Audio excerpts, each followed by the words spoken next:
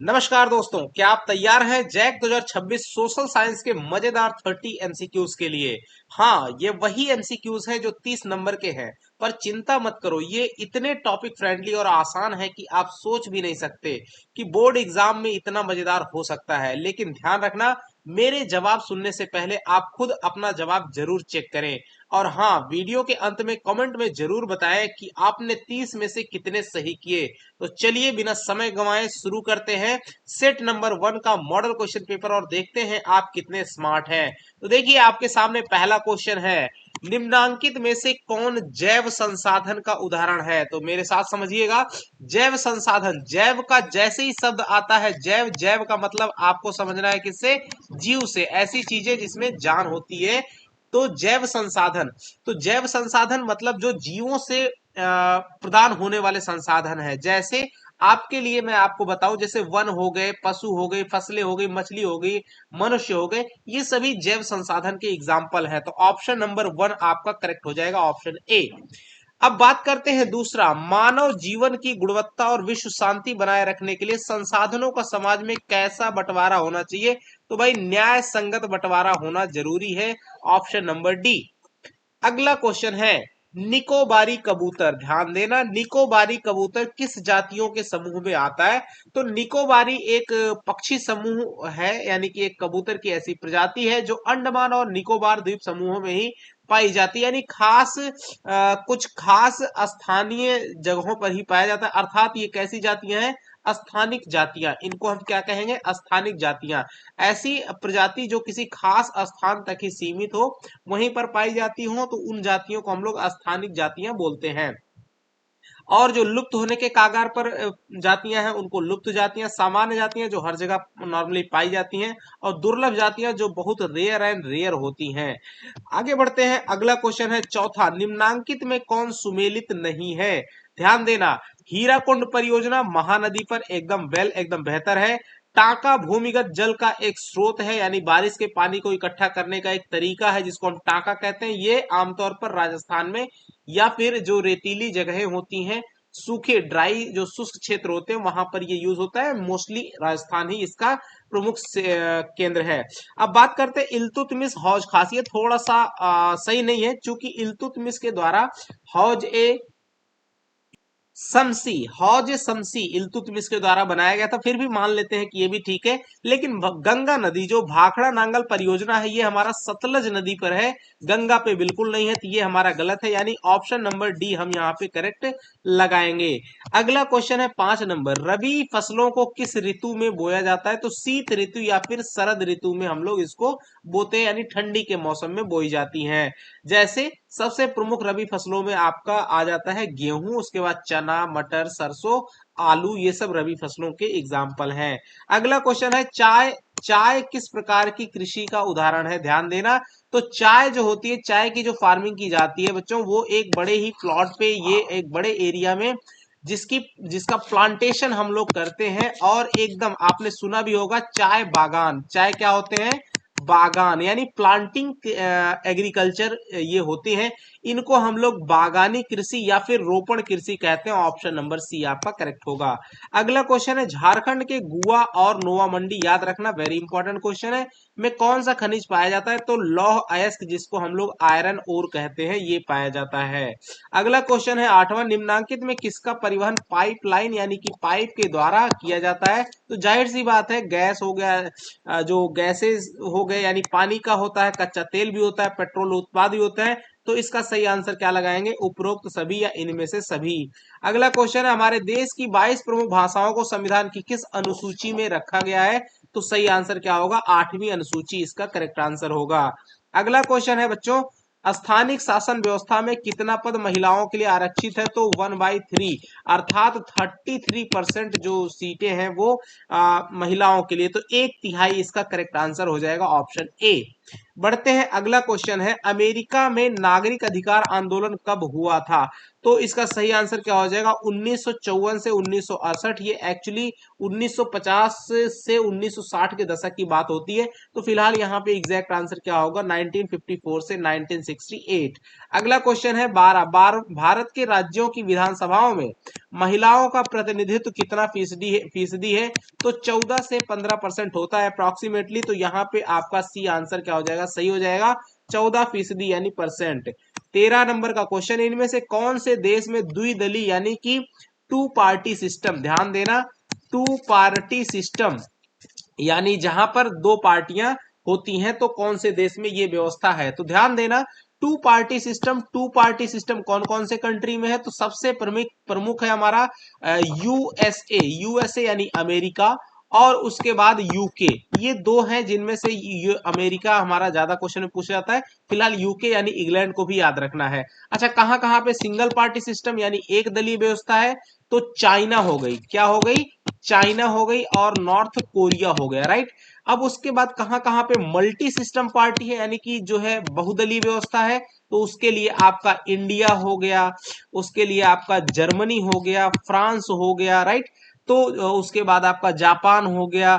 ये सब चीजें, ये सब जगहों पर, इन देशों में हमारा मल्टी पार्टी सिस्टम यानी बहुदलीय व्यवस्था है। तो आपको याद रखना है, इसमें से एक क्वेश्चन आपको जरूर मिलेगा, क्वेश्चन आपको मिलने ही वाला है बोर्ड एग्जाम में। नेपाल में राजतंत्र किस वर्ष समाप्त किया गया था? 2008 में राजतंत्र को समाप्त किया गया था। अगला क्वेश्चन है बोलीविया में पानी के निजीकरण के खिलाफ आंदोलन की अगुवाई किस संगठन ने की थी? एक्चुअली ये कोई खास संगठन नहीं था, वहां के जो लोकल जो पब्लिक थी उन्हीं के द्वारा वही जो है एक साथ संगठित होकर के आपस में बोलीविया में पानी के निजीकरण के खिलाफ आंदोलन की अगुवाई किए थे।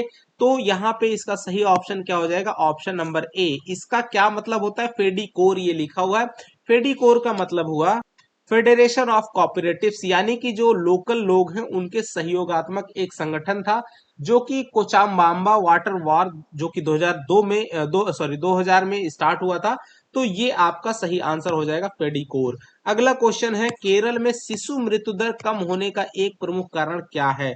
तो जाहिर सी बात है, वहां शिक्षा और स्वास्थ्य जैसी मौलिक सुविधाओं की पर्याप्त उपलब्धता है, जिसके कारण वहां शिशु मृत्यु दर कम है आपकी। अगला क्वेश्चन है निम्नलिखित में से किसे संगठित क्षेत्र में नियोजित कहा जा सकता है? तो जाहिर सी बात है, जो मल्टीनेशनल कंपनीज हैं उसके जो अस्थायी कर्मचारी होते हैं वो संगठित रूप से नियोजित कहलाते हैं। 18वां क्वेश्चन, रोजगार के अधिक अवसर उत्पन्न करने के लिए निम्न में से कौन सा उपाय किया जाता है या कौन से उपाय किए जाते हैं? सिंचाई की सुविधा में वृद्धि, बिल्कुल सही बात है। विद्यालय अस्पताल की स्थापना, बिल्कुल सही है। खाद्य प्रसंस्करण की इकाई की स्थापना, ये भी सही बात है। यानी option number D, first, second और थर्ड तीनों सही है। अगला क्वेश्चन है 19 नंबर, निम्नांकित में कौन सी एजेंसी भारत सरकार की ओर से करेंसी नोट जो है जारी करती है यानी पैसा? तो आरबीआई आपने सुना होगा, रिजर्व बैंक ऑफ इंडिया। तो भारतीय रिजर्व बैंक के द्वारा जारी होता है, ऑप्शन नंबर बी में दिया हुआ है। अगला क्वेश्चन है दोस्तों, यहाँ पे देखिए समझिएगा, राम और श्याम दो छोटे किसान है, ध्यान देना, एक राम है एक श्याम है, दोनों छोटे किसान हैं जिन्होंने अलग अलग स्रोतों से 20,000 का कर्ज लिया है। राम ने 1.5% ब्याज की प्रति माह, क्या प्रति माह, यानी कि एक महीने में उसे 1.5% ब्याज लग रहा है। तो 12 महीने में उसको कितना ब्याज लगेगा? 1.5 गुना 12 करेंगे तो आ जाएगा 18% ब्याज। कितना लग जाएगा ब्याज? 18% ब्याज उसको लगेगा। किसको? राम को। राम को कितना ब्याज लग रहा है? तो राम को 18% ब्याज लग रहा है एनुअल। अच्छा, दूसरी बात कर रहा है कि जबकि श्याम ने यह कर्ज बैंक से ले लिया है प्रतिवर्ष 8%। तो श्याम कितना ब्याज दे रहा है? एक साल में 8% दे रहा है, दोनों का पैसा सेम है। अच्छा, उपरोक्त आधार पर निम्नलिखित में से कौन सा कथन सही है? तो जाहिर सी बात है कि राम को ज्यादा ब्याज चुकाना पड़ रहा है तो राम ज्यादा परेशान होगा और राम की हालत ज्यादा खराब होगी। तो देखिए, राम की हालत ज्यादा खराब है क्योंकि वह ज्यादा ब्याज दे रहा है, ऑप्शन सी में लिखा हुआ है, जो कि आपकी बात क्या हो जाएगी? करेक्ट हो जाएगी। इस तरह से आपने सोचना है, समझना है। अगला क्वेश्चन है, भारत सरकार ने सूचना का अधिकार, जिसका शॉर्ट रूप है RTI, right to information act नामक कानून को कब लागू किया? तो अक्टूबर 2005 में इसको लागू किया था। अगला क्वेश्चन है 22 नंबर, सरकार द्वारा अवरोधों अथवा प्रतिबंधों को हटाने की प्रक्रिया को हम लोग उदारीकरण कहते हैं, लिबरलाइजेशन कहते हैं। अगला क्वेश्चन है अर्नेस्ट रेनिन किस देश के दार्शनिक थे? तो ये सब काफी क्वेश्चन आपको एमसीक्यूज वाले जो चैनल के पेज पे आप जाएंगे वहां पे कम्युनिटी पोस्ट में वहां पे क्विज के रूप में क्वेश्चन पूछे जाते रहते हैं, आप वहां जाकर के उनके आंसर काफी दे सकते हैं। फिलहाल ये फ्रांसीसी थे, तो आपको ये सही आंसर लगाना होगा फ्रांसीसी। अगला क्वेश्चन है फ्रांसीसी क्रांति कब हुई थी? 1789 में, जब बास्तील के किले पे कब्जा कर लिया गया था। जो बच्चे पढ़े होंगे सबको पता होना चाहिए। यंग इटली भूमिगत संगठन के संस्थापक कौन थे? जोसेफ मैथ्सिनी, याद रखना, वेरी इंपॉर्टेंट। अगला क्वेश्चन है 26, महात्मा गांधी दक्षिण अफ्रीका से भारत कब लौटे थे? जनवरी 1915 में लौटे थे, 1915, जनवरी 1915 में। अगला क्वेश्चन है पूना पैक्ट भीमराव अंबेडकर और गांधी जी के बीच में हुआ था? Option number D. देखिए 28 नंबर, 1890 के दशक में रिंडर पेस्ट नामक बीमारी किससे संबंधित है? तो जानवरों से संबंधित है। किससे? जानवरों से संबंधित बीमारी है, जिसमें जब ये बीमारी महामारी की तरह फैली थी तो जिसमें जानवर जो है वो बहुत ज्यादा मर रहे थे। और किस देश में फैली थी? तो ये अफ्रीका में फैली थी। तो सही आंसर क्या होगा इसका? Africa, option number B. चलिए अगले क्वेश्चन पे बात करते हैं, निम्नांकित में से कौन से देश मित्र राष्ट्र के पाले में था? तो ध्यान देना, जब सेकेंड वर्ल्ड वार हो रहा था, सेकेंड वर्ल्ड वार हो रहा था, उस समय जो दो गुटों में देश बट गए थे। पहला गुट था जो पूरे देश पर कब्जा करना चाहता था, पूरी दुनिया पर कब्जा करना चाहता था। वैसे तीन देश थे। तीन देश वो कौन कौन से थे? तो उन तीनों देशों में आपका जर्मनी, इटली और जापान, जर्मनी, इटली और जापान मिलकर के ये इनकी सोच थी कि ये भाई सब पूरी दुनिया पे कब्जा करें। जर्मनी जिसका नेतृत्व आपको पता ही होगा हिटलर के द्वारा हो रहा था। और उसके बाद दूसरा जो है इनको हम लोग धुरी राष्ट्र बोलते हैं, राइट। ये जो तीनों थे इनको हम लोग क्या कहते हैं? धुरी राष्ट्र, राइट। और दूसरे जो है जो समूह था जो इनके अगेंस्ट लड़ रहा था, इनसे लड़ाई कर रहा था, उसमें आपका यूके था, इंग्लैंड था यानी यूएसए था, अमेरिका था, चाइना था, उसके बाद आपका फ्रांस था, फ्रांस था और रसिया था, राइट। तो ये सब मिल करके आपके मित्र राष्ट्र के पाले में थे जो कि इनसे अगेंस्ट में लड़ रहे थे। तो आपका क्वेश्चन है निम्न में से कौन देश मित्र राष्ट्र के पाले में था? तो मित्र राष्ट्र के पाले में हमारे ये वाले सारे देश थे, राइट। तो इसमें से कौन सा है? ब्रिटेन, जिसको हम लोग यूके कहते हैं, ये आपका सही आंसर बन जाएगा। आगे बढ़ते हैं अगले क्वेश्चन और लास्ट क्वेश्चन है, स्पिनिंग जेनी मशीन किसके द्वारा बनाई गई थी? तो जेम्स हरग्रीव्स, याद रखना, वेरी इंपॉर्टेंट। चलिए ये पहला सेट हमारा कंप्लीट हुआ। अगर आपको लगता है कि मजेदार हुआ और आपने कितना सही किया वो जरूर कमेंट में बताइए, राइट। मिलेंगे अगले दूसरे सेट के साथ में, तब तक के लिए नमस्कार, जय हिंद बच्चों।